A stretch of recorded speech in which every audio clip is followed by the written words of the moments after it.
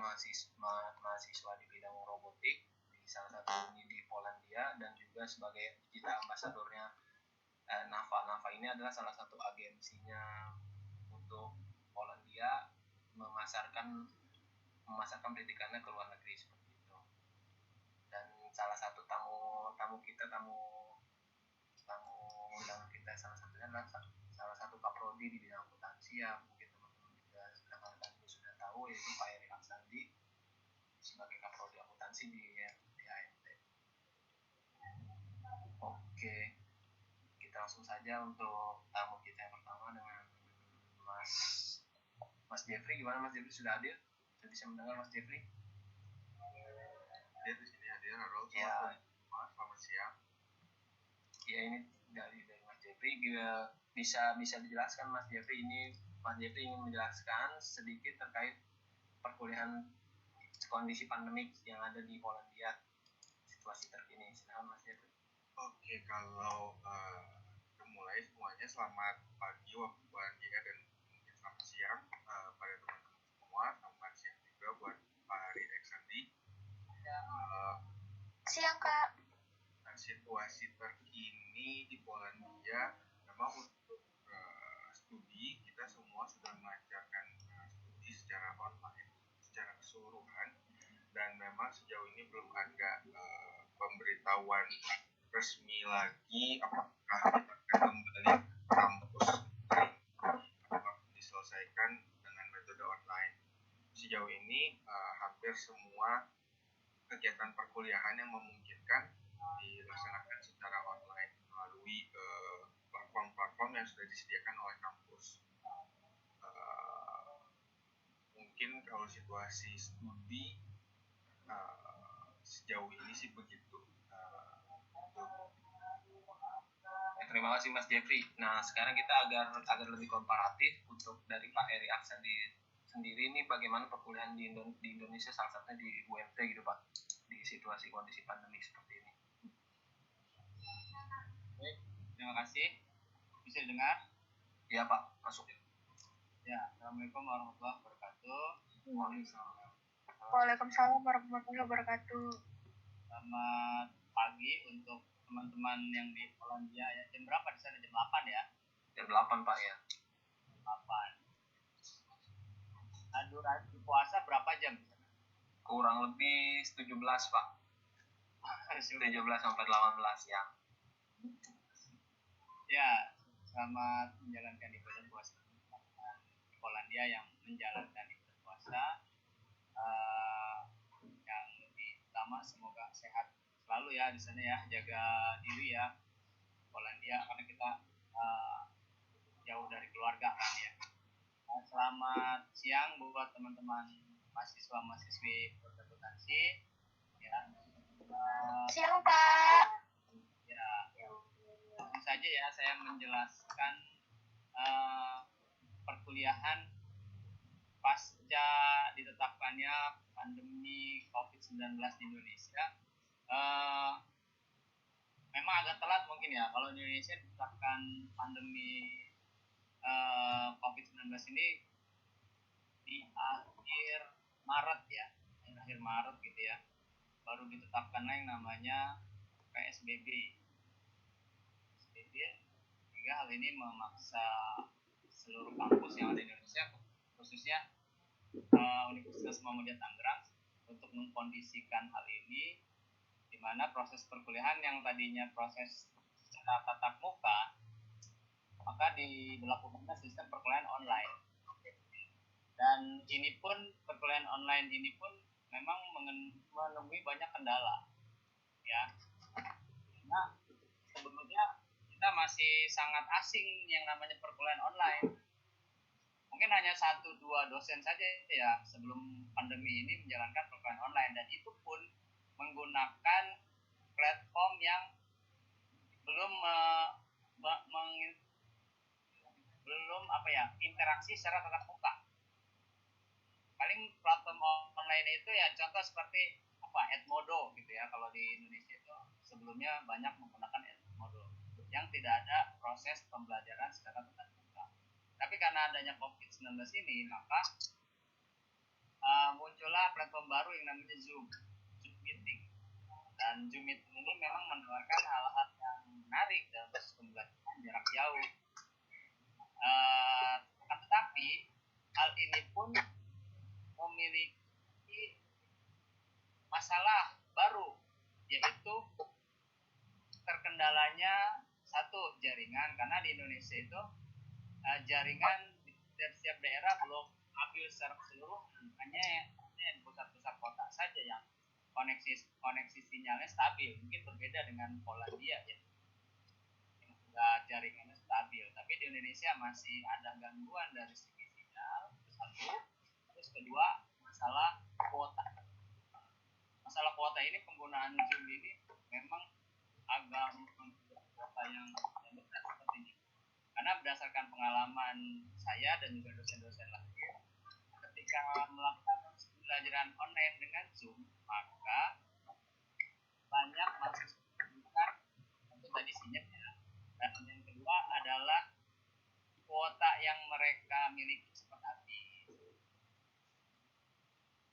Karena kemampuan mahasiswa di Universitas Muhammadiyah Tangerang, Fakultas Ekonomi dan Bisnis, Prodi Akuntansi, itu memang berbeda-beda dari segi kemampuan ekonominya. Itu kendalanya di kita perkuliahan pasca kejadian pandemi ini seperti itu, Mas Zulkifli. Mungkin terus itu saja dari untuk ini Pak, memasuki untuk interaktif kegiatan perkuliahan, apakah masih sangat interaktif dan bagaimana antusias para mahasiswanya gitu menghadapi PSBB yang dengan berefek kepada perkuliahan online? Oke, menghadapi PSBB, mahasiswa pada dasarnya interaktif ya, mengikuti segala interaksi dan perkuliahan berjalan dengan sebagaimana mestinya, walaupun ada kendala-kendala yang tadi saya jelaskan ya. Jadi intinya kondisi yang seperti ini jangan membuat kita jadi serba terbelenggu gitu loh. Kalau saya kemarin memakai Zoom, tapi juga saya pakai Edmodo dalam pengumpulan tugas, dan saya memakai meminta mahasiswa merekam apa yang sudah mereka pahami, mereview ulang gitu loh dari materi yang saya sampaikan, lalu diupload ke YouTube. Nah, dari situ saya bisa menilai apakah materi yang saya berikan itu bisa mereka pahami atau tidak dengan cara mereka menjelaskan kembali atau mereview apa materi yang sudah dibahas. Itu kalau di saya khususnya ya. Oke, terima kasih Pak Arik. Teman-teman yang baru bergabung, sekali lagi kami menjelaskan di sini sedang ada sharing session antara kami yang mahasiswa di Polandia dengan juga Pak Arik Eksandi sebagai Kaprodi Akuntansi dari Universitas Muhammadiyah Tangerang. Gitu. Di sini juga telah hadir dua narasumber kita, salah satu mahasiswa akuntansi di Uni Polandia dan juga salah satunya adalah digital ambassadornya Nafa. Mungkin teman-teman sudah kenal tadi Mas Jeffrey. Nah, ini kita masuk ke Mas Iqbal nih. Mas Iqbal, gimana kondisi terkini? Tolong jelaskan perkuliahan yang Mas Iqbal alami dan kendala-kendalanya seperti itu, Mas Iqbal. Oke, pertama-tama Assalamualaikum ya. Assalamualaikum warahmatullahi wabarakatuh buat teman-teman yang Indonesia. Pak Ari Eksandi. Waalaikumsalam warahmatullahi wabarakatuh. Ya semoga kita tetap sehat di pandemi kayak gini, tetap terhindar dari virus inilah, karena juga kalau saya bilang buat semuanya nih, ini buat perekonomian, pendidikan, semuanya ada dampaknya dari sini. Untuk teman-teman di Polandia sendiri mungkin tadi udah dijelasin ya kalau gimana perkuliahan di sana itu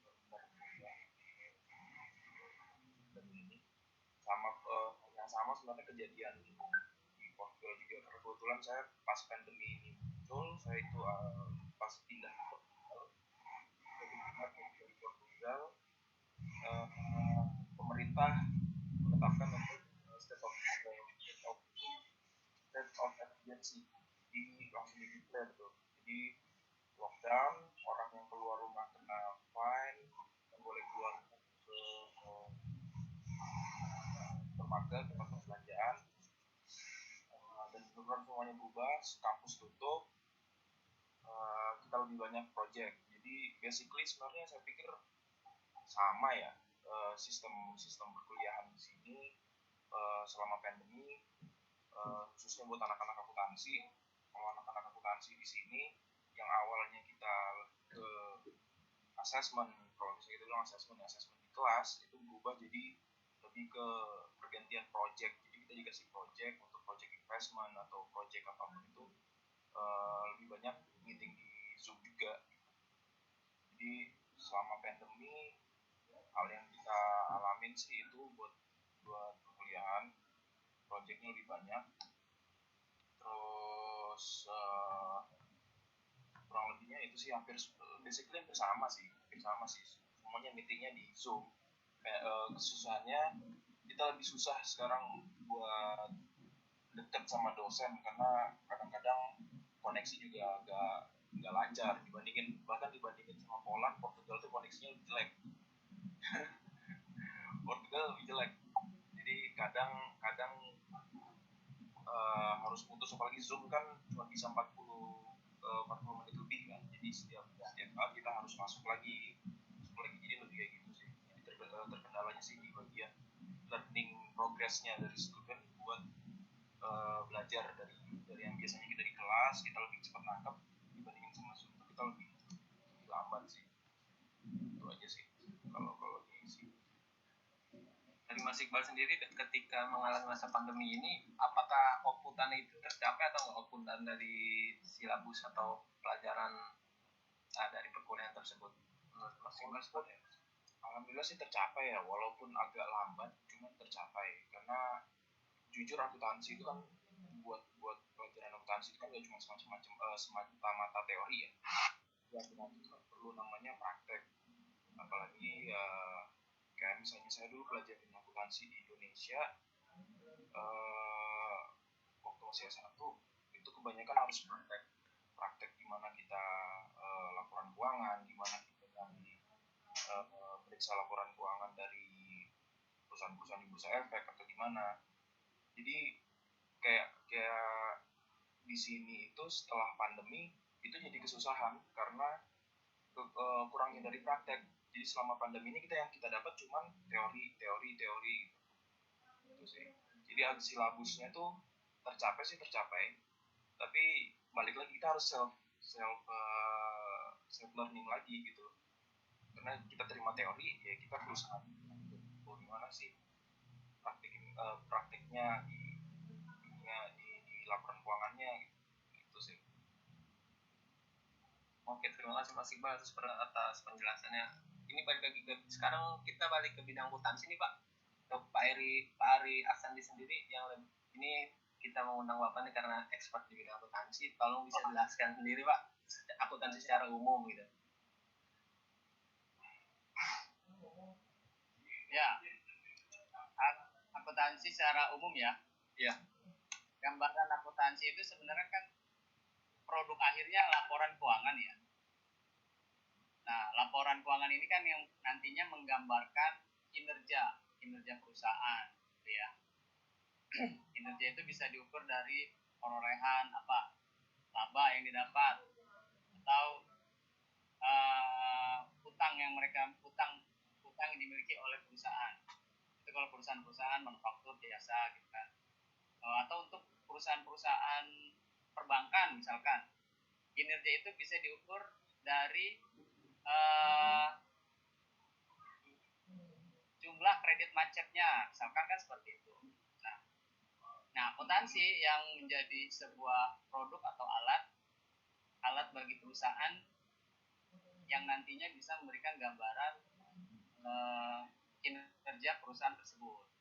Itu kalau menurut saya gambaran akuntansi secara umum ya, intinya akuntansi itu adalah alat yang bisa dijadikan propaganda mungkin ya, kalau saya nyebutnya propaganda kepada para shareholder dan segala pemangku kepentingan ya, untuk meningkatkan reputasi perusahaan itu sendiri. Kalau menurut saya akuntansi secara umum itu Mas Jul. Oke, terima kasih penjelasannya Pak Arik. Jadi ketika jadi bidang akuntansi ini sangat penting ya Pak Arik untuk salah satu perusahaan atau dalam asesor benar bagaimana laba dan bagaimana keuangan dari semua perusahaan tersebut gitu. Kita bisa komparasi dari Mas Iqbal sendiri, bisa jelaskan apa sih bedanya Mas Iqbal ketika studi di akuntansi di Indonesia dengan Mas Iqbal sekarang studi di luar negeri, salah satunya Poland dan Portugal.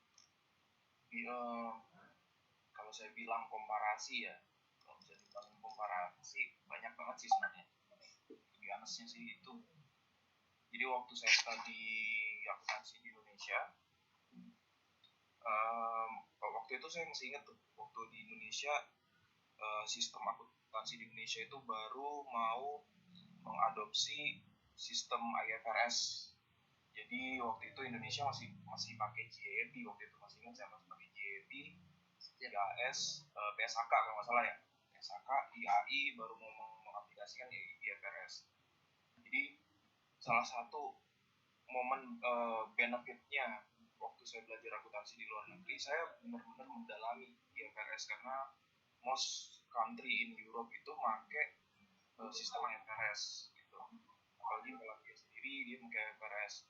Dan saya komparasi sama di Indonesia, ternyata di sistem akuntansi di Indonesia di setiap negara kan beda-beda ya, tergantung dari naik turunnya perekonomian di suatu negara, tergantung dari tingkat perekonomiannya mereka, dia yang mana lebih menguntungkan gitu. Yang kedua tergantung dari sistem politik di negaranya dia, kayak di Inggris umpamanya di Inggris dia pakai common law gitu kan, di Amerika dia pakai GAAP, atau di Europe dia pakai IFRS. Jadi salah satu poin positifnya buat belajar akuntansi di luar negeri, benar-benar lebih mendalami sih, apalagi pada pas momen saya itu juga lebih penting karena di Indonesia baru mengadopsi IFRS. Ketika saya pindah ke Europe, saya benar-benar mendalami banget nih IFRS gitu loh. Di Poland sendiri kan mengadopsi IFRS, walaupun dia punya sistem akuntansi sendiri, saya lupa namanya, itu kan.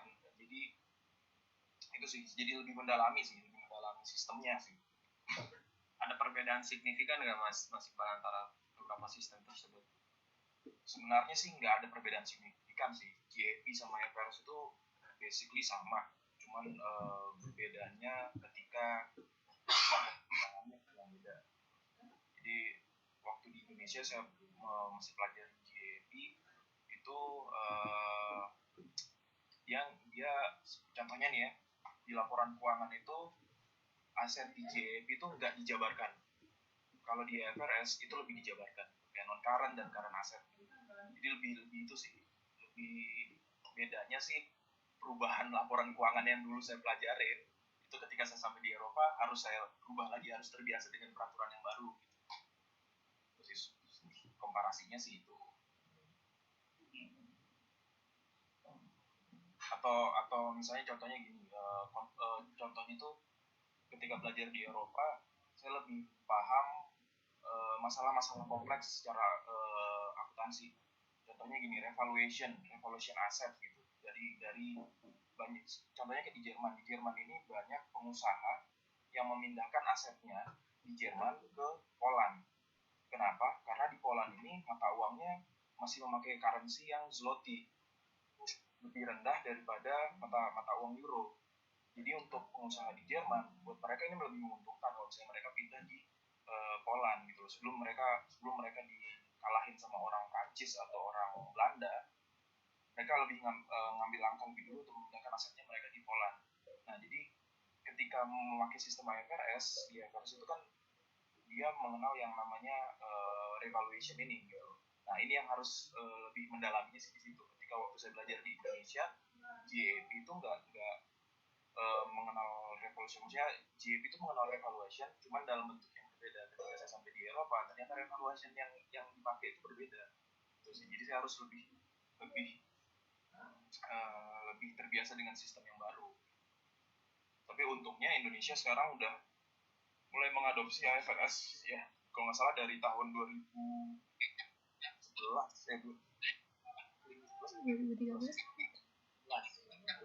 ya. Itu sih Mas. Komparasinya sih seperti itu. Oke, terima kasih banget Mas Iqbal atas penjelasan yang cukup untuk saya sendiri awam di bidang akuntansi, tapi cukup jelas mengenai akuntansi gitu. Apa bedanya antara akuntansi dengan luar negeri dan sistem akuntansi yang kita miliki di Indonesia sebenarnya. Jadi basically kayak misalnya selama di luar negeri itu lebih mengenal, lebih banyak prakteknya sih kalau saya bilang ya, lebih banyak prakteknya karena kita lebih tahu gimana sih kendala-kendala yang dialami dari tiap negara. Apalagi Europe ini kan negaranya berdekatan nih, otomatis hubungan perdagangannya itu, marketnya itu mereka lebih dekat, mereka butuh waktu yang cepat di perjualan, maksudnya perdagangan itu butuh waktu yang sangat cepat gitu loh pergerakannya. Jadi di situ banyak kendala akuntansi sebenarnya. Dari itu di situ tuh banyak kendala akuntansi. Jadi ketika belajar di Eropa itu lebih dapat prakteknya dari kendala-kendala ini nih.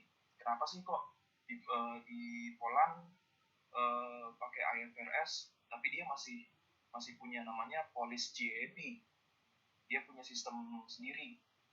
Ternyata problemnya adalah karena banyak negara-negara di luar Poland, di sekitaran Poland, Jerman, Czech Republic atau Hungary, Hungaria gitu, Belanda, dia banyak yang pengen mindahin asetnya ke Poland gitu. Karena menguntungkan buat beberapa perusahaan. Jadi di situ sih lebih prakteknya sih lebih di situ. Jadi kayak lebih wow, jadi kayak gini ya gitu. Kalau melihat Mas Iqbal sendiri, Mas Iqbal beberapa semester di Australia nih, apa bedanya juga nih Mas Iqbal antara sistem akunting di Australia dengan Eropa sekarang? Itu beda lagi sebenarnya. Jadi kayak saya bilang tadi kan, akunting di tiap negara tuh beda. Waktu di Jepang saya pelajarin GAAP karena semenjak Perang Dunia Kedua Jepang itu benar-benar ngikutin Amerika banget. Amerika pakai GAAP, dia pakai GAAP. Dia Amerika masuk di waktu di tahun 1998 Fox itu bikin penelitian tentang klasifikasi negara-negara yang pakai sistem European, komunisme, terus GAAP, common law. Itu Jepang tuh udah dari tahun 1960-40-an malah dia pakai US GAAP. Waktu saya di Australia, karena Australia ini sebenarnya miliknya UK, ya kan, bagian dari UK sebenarnya, Australia, Singapura, terus Virgin Island dan lain-lain. Mereka pakainya common law. Jadi waktu saya di Australia, saya benar-benar pelajarannya beda lagi. Dia pakai sistem common law dan sebagian mengadopsi GAAP. Jadi benar-benar nggak nyentuh IFRS sama sekali saya waktu di Australia. Dan sampai di Europe beda lagi. Jadi di kepala saya ini sebenarnya udah macam-macam gitu. Mengenai standar akuntansi ini udah isinya udah macam-macam. Cuman saya sekarang lebih fokus ke IFRS sih. Karena IFRS itu cenderung lebih, kalau menurut saya sih IFRS itu cenderung lebih transparan. Dan kenapa European Union juga memakai IFRS, saya pikir karena salah satunya itu. Karena IFRS itu lebih transparan dan mengurangi tingkat resiko sih sebenarnya. Oke, terima kasih Mas Iqbal. Ini teman-teman yang baru bergabung, jika ada pertanyaan dan untuk kedua narasumber, yang satu ini yang tadi setelah menjelaskan perihal akunting, sistem standar dan akunting ini Mas Iqbal. Jadi Mas Iqbal ini salah satu mahasiswa di Universitas Polandia, juga sedang melakukan exchange di Portugal seperti itu. Beberapa pengalamannya tadi sudah dijelaskan sendiri oleh Mas Iqbal. Dan yang tamu kedua ini kita ada Mas Jeffrey Hanafi yang tadi pertama sudah menjelaskan tentang kondisi perkuliahan di Polandia. Nah, Mas Jeffrey ini adalah salah satu ambasador dari NAFA. NAFA ini adalah agensi resmi dari Polandia. Dan jika ada pertanyaan, teman-teman bisa tulis di kolom chat di bawah. Jadi kita langsung bisa tag apa aja gitu. Nah, untuk kita lanjut ke sesi kedua ini. Nah, Mas Iqbal dan Mas Jeffrey ini adalah dari dua skema beasiswa yang berbeda. Nah, mereka datang ke Polandia. Mas Iqbal ini merupakan salah satu awardee dari NTB, Nusa Tenggara Barat seperti itu. Dan Mas Jeffrey ini adalah salah satu datang dengan skema government to government. Jadi antara kerjasama antara pemerintah Polandia dengan pemerintah Indonesia, itu dengan nama beasiswanya itu Ignasi. Nah, jadi ini dari Ignasi dulu nih Mas Jeffrey bisa menjelaskan bagaimana benefit-benefitnya dan apa saja yang kita bisa peroleh gitu Mas Jeffrey. Seperti yang sudah dijelaskan tadi oleh Zulkifli, jadi saya datang ke Polandia ini untuk melanjutkan studi master. Memang dapat beasiswa dari pemerintah Polandia itu sendiri yang nama beasiswanya Ignacy Łukasiewicz. Yang tapi informasi yang paling pentingnya, sayangnya sampai per tahun ini beasiswa ini masih terfokus untuk di bidang life science dan juga engineering itu sendiri. Ada kemungkinan ke depan akan di extend ke bidang yang lain-lain, karena sebenarnya kalau ngomong beasiswa government to government itu kan banyak hal sebetulnya untuk promosi bidang pendidikan itu sendiri. Nah, jadi ada kemungkinan ke depan bakal bisa di-extend. Jadi kalau emang teman-teman ada yang berminat, monggo untuk diperhatikan terus di website-nya mereka, di Ready Study Go Poland itu ada di Facebook itu sendiri, dan atau enggak di website-nya, kita ada website 2 go-poland.com.pl ya. Saya lupa, dan satu lagi dari website-nya NAFA itu sendiri.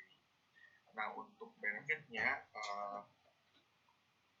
ini bisa saya bilang fully covered ya, jadi mereka membiayai sekolahnya, saya udah nggak bayar sekolah lagi, dan juga living cost-nya mereka kasih tiap bulan. Jadi apa ya, worth banget sih kalau buat saya pribadi. Jadi saya hampir nggak keluar uang dari kantong pribadi, hanya buat awal-awal settlement dan juga untuk tiket pesawat aja itu awal-awal. Untuk currency sendiri Mas Jeffrey, apakah berapa sih per bulannya living allowance yang diberikan, dan apakah cukup gitu, dan apakah kita memiliki jenjang karir ke depan status dari Uni Polandia? Oke. Kalau untuk bicara living cost dari pihak NAFA sendiri, NAFA itu pemberi beasiswa yang mana juga pihak yang merekrut saya untuk jadi digital ambassador. Untuk beasiswa saya mereka beri itu nominal sekitar 1.500 zloty, yang mana currency-nya antara zloty dengan rupiah itu per hari ini sekitar 1 zloty itu sekitar 3.600-an lah. Jadi nanti teman-teman bisa teman-teman akuntansi pasti jago lah ya hitungnya ya. Dan kalau ditanya cukup atau enggak, personally cukup sebenarnya untuk 1.500. Memang tidak untuk bermewah-mewah, tapi untuk hidup dan menjalani studi itu cukup. Tentu saja kehidupan di Polandia itu nggak di Polandia, mungkin di seluruh wilayah Europe, dan nanti Iqbal juga mungkin bisa relate, kita nggak bisa kayak dikit-dikit makan keluar, beli makan di luar segala macam. Kita tetap harus combine juga dengan kita masak sendiri, dan itu adalah hal yang biasa sebenarnya di Europe. Meanwhile, kembali berkaca ke masa S1 saya di Indonesia, yang mana tiap kali makan dulu kuliah ya makannya di luar. Kalau di sini kita ada masak juga. Jadi kalau bicara tentang living allowance yang dikasih oleh pihak beasiswa untuk hidup, sebenarnya itu cukup sih, cukup sekali untuk hidup dan masih bisa saving. Terus untuk jenjang jenjang karir ya, karena kan biasanya teman-teman akuntansi di Indonesia kan memilih, sekarang kan sudah banyak lowongan kerja, mungkin banyak lowongan kerja di Indonesia, cuma kan banyak juga rekan-rekan yang saya pengen studi lanjut lagi deh untuk mengembangkan ilmu akuntansi saya nih, karena di bidang akuntansi kayak gitu Mas. Dan setelah lulus kayaknya lebih baik kerja di luar deh daripada balik ke Indonesia. Nah, itu ada nggak sih kesempatan seperti itu Mas Jeffrey? Oke, salah satu fakta yang menarik untuk Polandia itu sendiri, tingkat unemployment rate-nya itu di sini kita rendah sekali, jauh lebih rendah dari Jerman, jauh lebih rendah dari Prancis. Itu nanti teman-teman bisa cek di Google, bisa dilihat sendiri unemployment rate di Poland itu berapa. Dan jujur buat saya itu rendah, yang mana artinya kalau itu rendah, peluang kita untuk mendapatkan pengalaman di bidang profesional itu terbuka cukup lebar. Jujur aja sebenarnya saya sekarang juga lagi menjalani sebuah internship di salah satu perusahaan internasional di bidang FMCG yang apa ya, bisa dibilang saya tuh dapat intern di planning center yang ditaruhnya di Pokolan, yang mana kita ngurusin pabriknya tuh ada di seluruh Europe. Makanya mungkin tadi pas Iqbal cerita bahwa kenapa mereka mau mindahin aset ke Poland segala macam, wah agak relate juga ya, karena kantor saya itu kantor planning center yang kita ngurusin semua supply chain-nya, kita yang bikin plan-nya dan segala macam, tapi untuk eksekusi, untuk production yang kita taruh ada di negara-negara lain. Balik lagi ke topik tentang peluang untuk mendapatkan pengalaman profesional, itu jadi terbuka banget sih. Saya jujur dapat internship ini apa ya, nggak terlalu perlu perjuangan iya, tapi offernya tuh ada banyak banget sih di internet. Kita bisa cari dan kita bisa coba, dan itu hal yang wajar banget untuk di Polandia khususnya bagi mahasiswa menjalankan studinya sambil melakukan internship atau bahkan bekerja paruh waktu atau bahkan full di perusahaan. Oke, terima kasih penjelasan Mas Jovi. Ini mungkin teman-teman di sini masih curious atau penasaran, apakah akan terjadi diskriminasi untuk mahasiswa asing sendiri dalam perkuliahan atau juga dalam jenjang karir profesional seperti itu. Mungkin bisa dijelaskan oleh Mas Iqbal. Kalau diskriminasi sih nggak ada sih kalau saya bilang. Kalau jadi kayak udah dijelasin sama Mas Jeffrey tadi ya, studi di Poland, studi di Europe itu kayak gitu kan. Gimananya buat living cost dan lain-lain. Benar sih, kayak katanya kita poya-poya kayak di Indonesia gitu. Nggak bisa, benar. Kalau kita kayak gitu nggak hidup, istilahnya kayak gitu.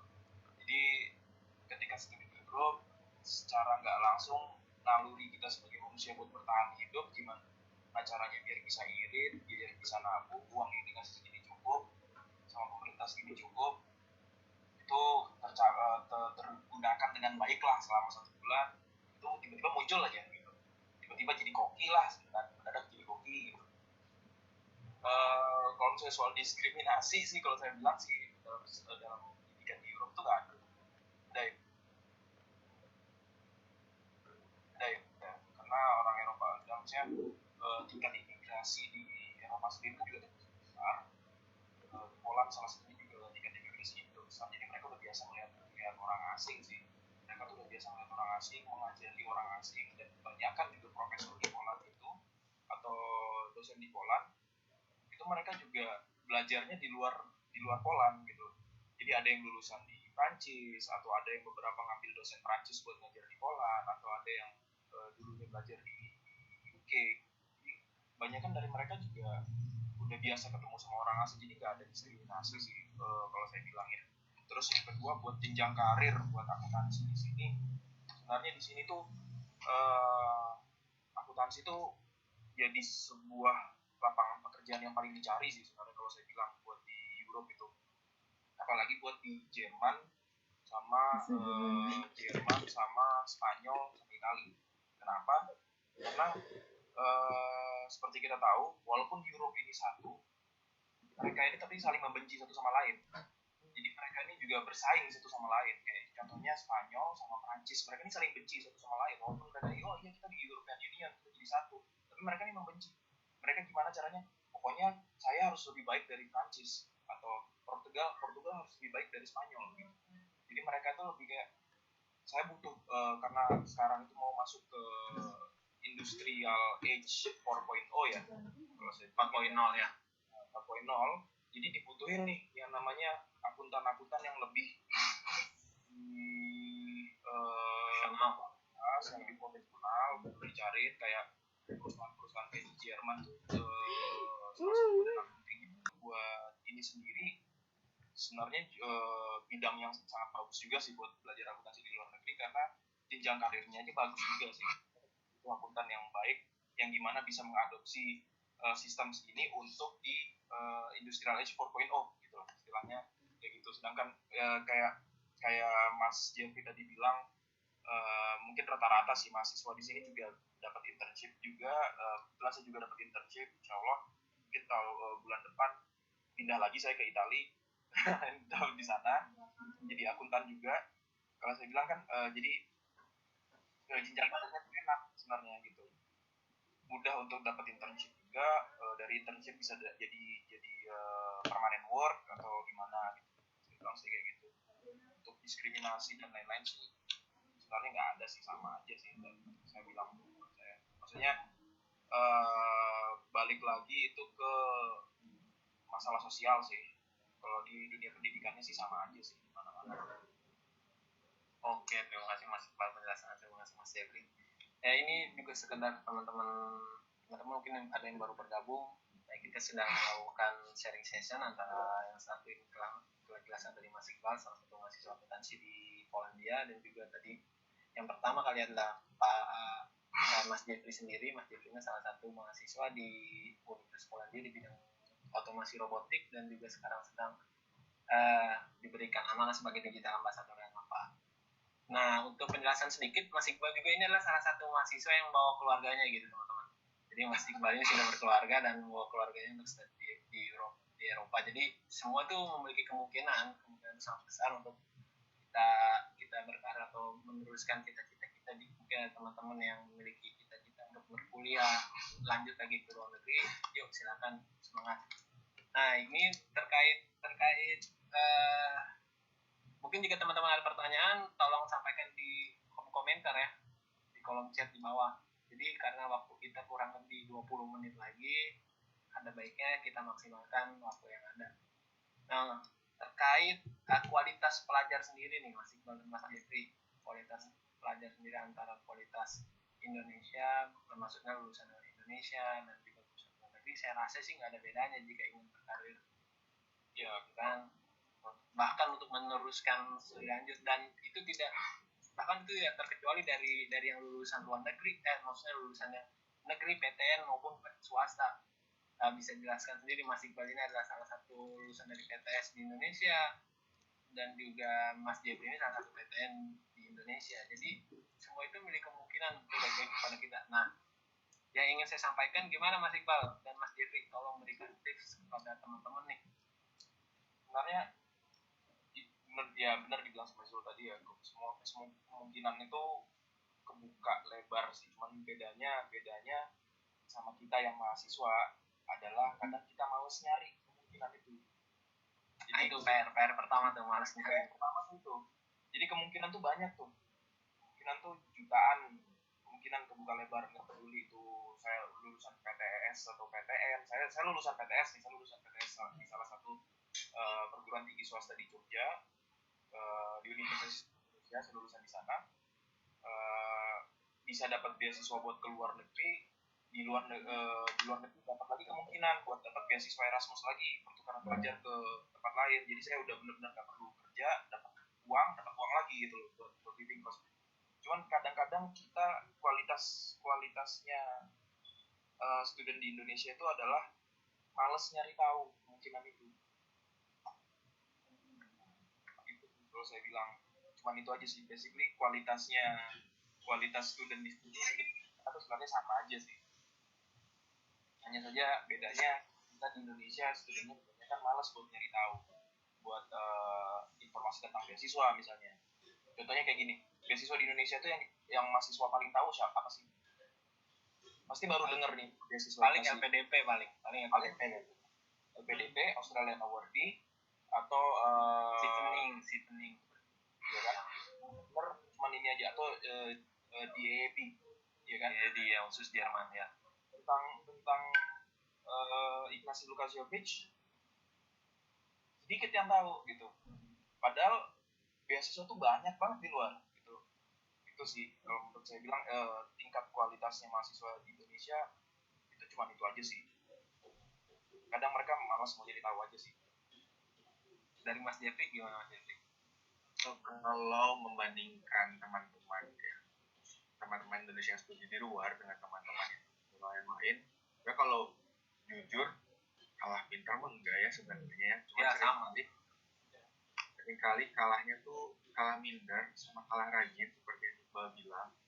Terus yang mana kalau sebenarnya bagi teman-teman yang nanti mau berminat juga melanjutkan studi, apalagi di luar negeri, perlu disadari dari awal bahwa studi di luar negeri itu dari awal mulainya aja jadi pasti nggak gampang. Yang mana artinya seperti yang Iqbal bilang, effortnya memang harus lebih besar dan harus lebih rajin lagi untuk mencari gitu sih. Nggak ada yang gampang dan nggak ada yang instan, memang begitu. Dan itu kalau menurut saya sendiri ini pendapat personal ya, kenapa kok susah ya, karena untuk hidup di sini aja juga tantangannya banyak ya. Kita jauh dari keluarga, kita hidup di lingkungan yang baru, lingkungan yang asing, dan itu memang perlu motivasi yang sangat kuat sih. Apalagi kalau kita bicara dengan situasi pandemi per hari ini, itu menjadi student di luar negeri buat saya pribadi nggak gampang, lebih susah lagi kayak gitu. Kita ada restriction segala macam, restriction of movement, kita bisa gampang mudah ketemu dengan teman-teman dan segala macam, dan itu nggak mudah. Nah, yang bisa bikin, salah satu yang bisa bikin kita bertahan adalah motivasi kita yang kuat dari awal untuk melanjutkan studi gitu. Jadi itu memang modal yang penting, dan kenapa untuk studi di luar itu memang prosesnya aja pun dari awal memang nggak mudah. Jadi ya memang kalau ditanya bedanya mahasiswa asing dan mahasiswa Indonesia, ya pinter mah nggak terlalu beda jauh ya, 1-2 aja sama aja kayak gitu. Tapi yang beda mungkin rajinnya sama tekunnya sih. Ya sih, benar sih.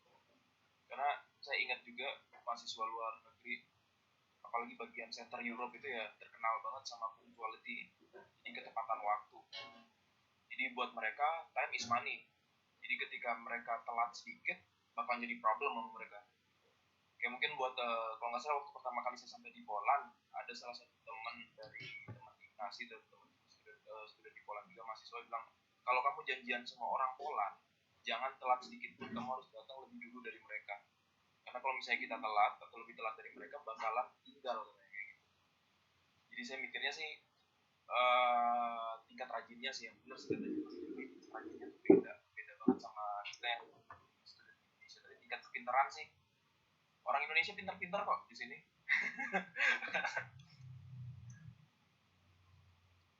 Oke, terima kasih Mas Jeffrey dan Mas Iqbal untuk sarannya. Dari Pak Hari sendiri, untuk Pak Hari nih, Pak Hari semoga ada wejangan untuk kita yang sedang kuliah di luar negeri, juga untuk mahasiswa Indonesia yang sedang ikut dalam sharing session kali ini, Pak Hari. Oke ya, wejangan mungkin bukan wejangan ya, karena saya lebih ahli gitu ya. Dari segi pengalaman kan saya S1, S2, sekarang lagi proses S3 di dalam negeri semua gitu. Jadi saya dapat masukan atau pencerahan proses kuliah di luar negeri. Mungkin sekedar mengingatkan aja, namanya juga kan bukan di negara sendiri gitu ya, bukan di negara sendiri ya. Intinya adalah kita tetap menjadi warga negara asing yang baik di sana gitu ya, mengikuti peraturan yang ditetapkan pemerintah. Apalagi kondisi COVID kayak gini kan, mungkin perlakuan di Polandia, di Portugal lebih ketat daripada Indonesia gitu ya, terkait pelaksanaan kalau di Indonesia sebutnya PSBB ya. PSBB ya. Kalau di Portugal atau Polandia saya nggak tahu namanya apa ya. Sama Pak, lockdown Pak. Lockdown aja ya. Lockdown ya. Intinya itu tetap mengikuti peraturan yang ditetapkan oleh pemerintah sana. Namanya budaya berbeda, takutnya kita berpikir apa yang kita lakukan hal yang biasa, wajar, tapi menurut mereka itu hal yang kurang ajar gitu ya. Contoh misalkan tadi janjian dengan orang Portugal harus datang lebih cepat dari mereka gitu kan. Nah itu kan berbeda 180 derajat dengan kebudayaan di kita gitu. Kalau di kita kan rapat mulai jam 2 tapi di undangannya jam 1, contohnya kan seperti itu. Karena memang budaya telat itu sudah terlalu kuat gitu. Intinya itu aja, mengikuti peraturan yang ditetapkan pemerintah dan menempatkan diri sesuai dengan budaya yang ada di sana. Terus untuk teman-teman yang sekarang masih kuliah S1 di UMT, mungkin ini sharing session dari teman-teman yang kuliah di Polandia dan Portugal bisa menjadi pencerahan ya buat kalian semua. Jangan berpikir hanya puas pada proses pembelajaran selesai S1. Selama bisa ambil beasiswa luar negeri dan ada kemungkinan, dan pastinya memang kesempatan akan selalu ada ya. Intinya tadi Mas Iqbal bilang bagaimana kita mau mencarinya ya, sebenarnya kan seperti itu, semua pasti ada peluang. Nah, kalau memang kesempatan itu ada, ambil, jangan sampai enggak, jangan sampai nanti timbul penyesalan.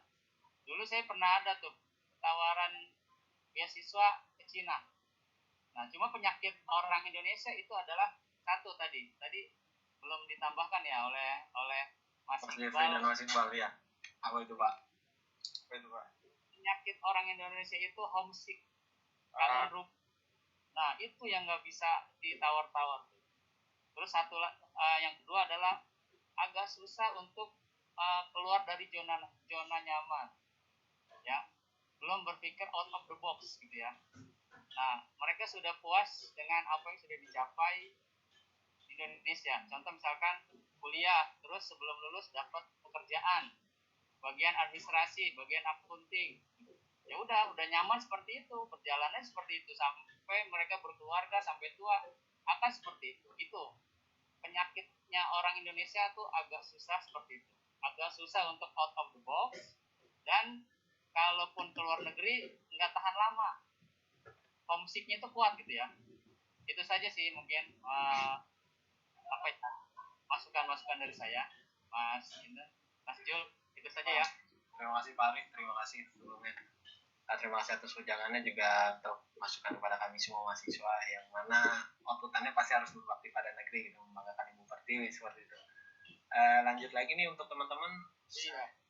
Saya mengingatkan lagi, kita sesi ini sisa kurang lebih 8-10 menit. Jika ada teman-teman di sini memiliki pertanyaan, tolong dituliskan di kolom chat atau langsung komen saja, tidak masalah, hidupkan mic-nya. Kayak gitu, nggak usah malu. Kita juga sama-sama belajar di sini, terutama Pak Ari sebagai pengajar kayak gitu. Oke, lanjut lagi nih Pak. Mungkin masuk ke penjelasan terakhir ya dari Mas Jeffrey gitu, Mas Jeffrey. Nah, terkait perkuliahan di Polandia dan bagaimana persyaratannya dan apa saja sih, dan bagaimana dan kapan saja dibuka gitu. Tolong jelaskan lagi Mas Jeffrey. Mungkin ada yang baru bergabung. Kalau untuk studi generally in Europe, nggak terkhusus di Polandia, sebenarnya kita tuh untuk memulai kuliah kita ada dua. Kita bisa ada yang mulai sekitar bulan Februari, dan juga ada yang normal seperti di Indonesia pada bulan sekitar September Oktober ya kalau nggak salah. Dan itu normal.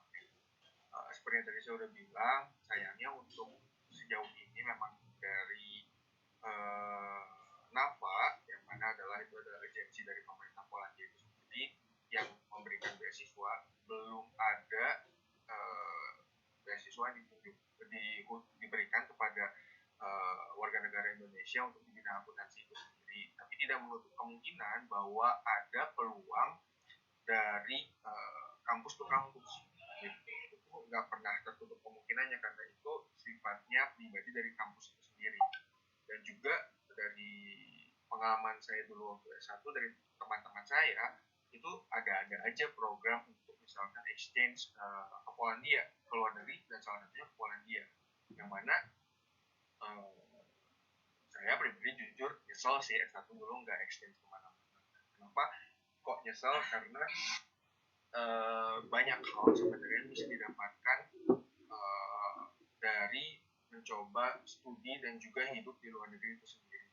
Kita bisa berpikir satu hal yang beda. Kita seperti yang Pak Ari mention tadi, kita bisa berpikir out of the box. Kita bisa melihat sesuatu yang baru dan akhirnya berinovasi.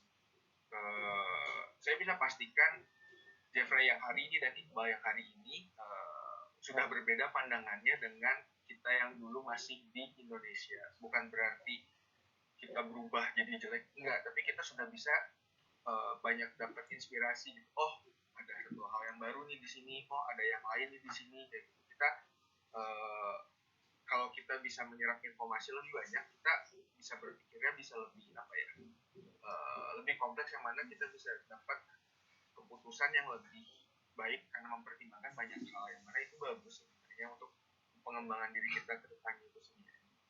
Jadi nggak menutup kemungkinan kalau ada teman-teman yang berminat untuk melanjutkan studi, salah satunya ke Poland, bisa dicari lebih giat di internet, atau bahkan untuk sekedar exchange yang 1 semester atau mungkin lebih dari 1 semester, atau bahkan untuk program di summer itu sekitar Juni, Juli sampai September itu sendiri, terus biasanya selalu ada.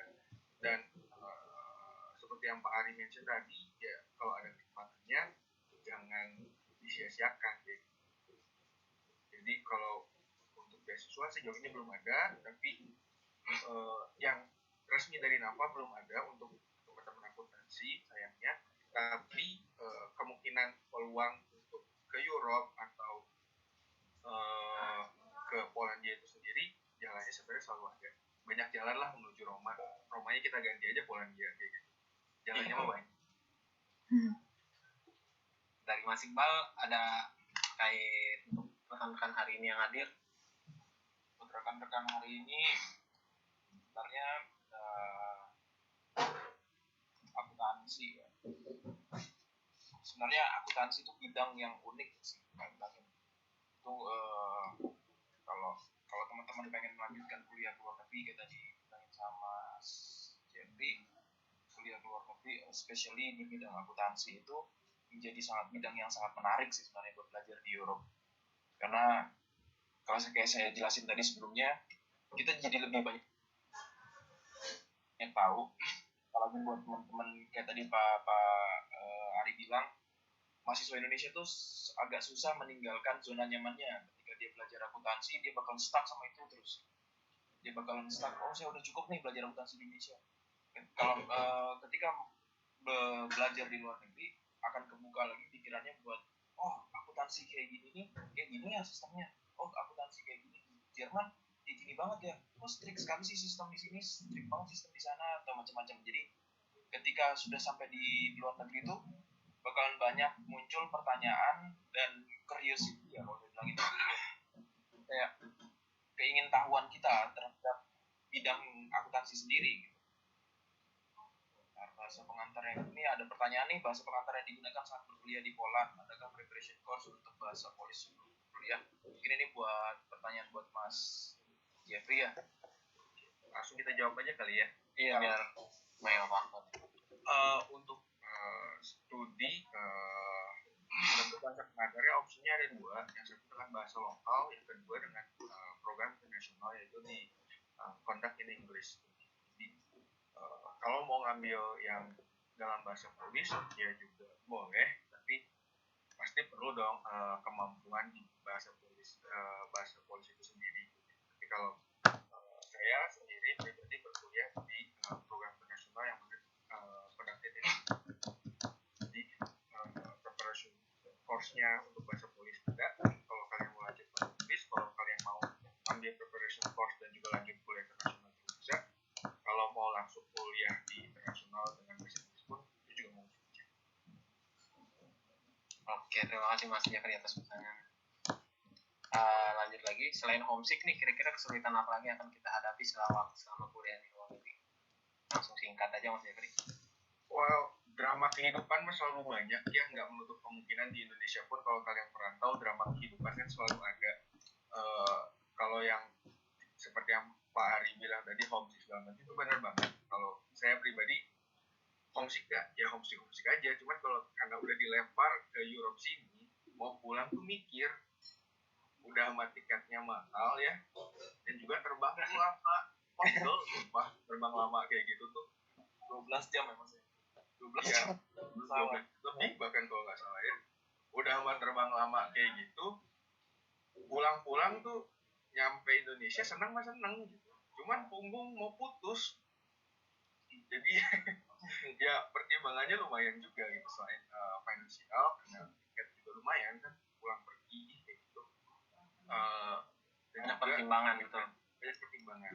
Kayak nggak mungkin lah kita pulang cuma seminggu doang, kayak udah berapa hari habis buat nyesuaiin badan, karena perbedaan zona waktu kan pasti berpengaruh banget. Dan juga beresin tuh masalah punggung, duduk terus 12 jam juga pegel gitu.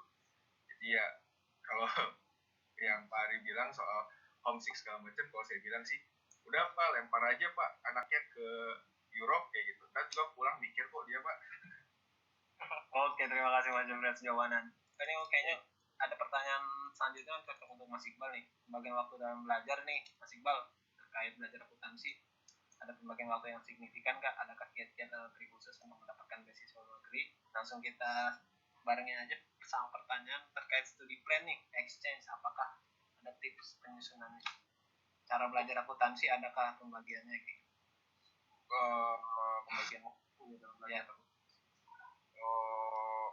Sebenarnya sih mungkin agak beda di bagian degree-nya ya. Kalau misalnya mungkin di bachelor, bagian waktu buat belajar akuntansi itu lebih agak masih kita step by step gitu ya. Bagian waktunya mungkin hari ini atau hari ini belajar ini. Cuman kalau di master sendiri hampir sama juga sih sebenarnya, step by step. Cuman pembagian waktunya lebih kayak, kalau di master itu lebih kayak gimana ya saya jelasinnya ya, lebih ke satu waktu ini kita fokus ke satu subjek dulu, kalau saya bilang. Jadi nanti subjek yang ini akan berhubungan nanti buat subjek yang satunya di depan gitu. Dulu kalau nggak salah waktu di bachelor itu saya pernah pelajarin satu ilmu manajemen sama ilmu akuntansi barengan, yang dimana satu subjek ini ternyata lebih diambilnya lebih dulu daripada subjek yang harus maksudnya subjek yang, jadi ada dua subjek yang berhubungan nih. Ternyata subjek yang harusnya diambil lebih awal itu saya ambilnya di belakangan, sedangkan subjek yang belakangan saya ambilnya di duluan. Jadi kalau misalnya di master itu agak susah ya, nggak bisa ya. Jadi karena setiap subjek per semester itu bakal saling berhubungan terus sih. Terus kalau misalnya ini, sebenarnya sih juga agak bingung sih pembagian waktu dalam apa di belajar akuntansi, yang personal apa di Personal, mungkin sepertinya personal nih, untuk kiat-kiat juga. Kalau personal bagian waktunya sih tergantung dari setiap student sih ya. Kalau saya sendiri bagi waktunya per minggu saya harus belajar di bagian apa dulu, di minggu depannya saya belajar bagian mana dulu. Jadi kalau saya sih ngatur waktunya sih kayak gitu, biar satu cepat masuk, cepat paham, yang kedua nggak lepas tuh yang udah diingat, yang udah dipelajarin itu nggak lepas. Jadi satu minggu itu saya pakai untuk memahami yang satu subjek ini dulu. Saya benar-benar paham nih, baru saya ngambil subjek yang satunya lagi. Oke, kalau personal sih saya kayak gitu, bagian waktu secara signifikannya. Terus kiat-kiat khusus ya, trik untuk mendapatkan beasiswa ke luar negeri. Yang satu paling penting, searching. Kita nggak bakalan tahu ada beasiswa atau enggak tuh kalau nggak searching. Yang kedua, ambil aja sertifikat testing bahasa Inggris atau gimana, ngetes bahasa kita. Karena kalau menurut saya sih golden ticket untuk bisa berangkat ke luar negeri itu language certificate salah satunya. Tanpa language certificate kita udah jiper duluan, istilahnya kayak kita udah nggak pede duluan buat ngambil beasiswa. Saya nggak mampu nih atau gimana. Yang ketiga, pede. Banyak student yang dapat beasiswa ke luar negeri itu bukan dari student yang berprestasi kok, bukan yang student yang kayak ikut olimpiade, nggak semua student yang dapat beasiswa tuh yang kayak gitu. Jadi kemungkinan beasiswa ini terbuka buat semuanya sebenarnya, kalau saya bilangin sih. Terus lagi Mas Iqbal, kalau misalnya kita udah interest terus tapi kita ada permasalahan keuangan, gimana nih kita menghadapi permasalahan tersebut? Itu kayaknya permasalahan yang umum sih, finansial tuh umum. Permasalahan keuangan ya, permasalahan keuangan buat dapetin beasiswa apa gimana? Karena kalau misalnya kita dapet beasiswa kan permasalahan keuangan salah satunya tertolong tuh, ya kan? Kalau kita dapat beasiswa, permasalahan keuangan itu otomatis mungkin permasalahan keuangan finansial buat flight-nya, tiketnya atau settlement di awal sih.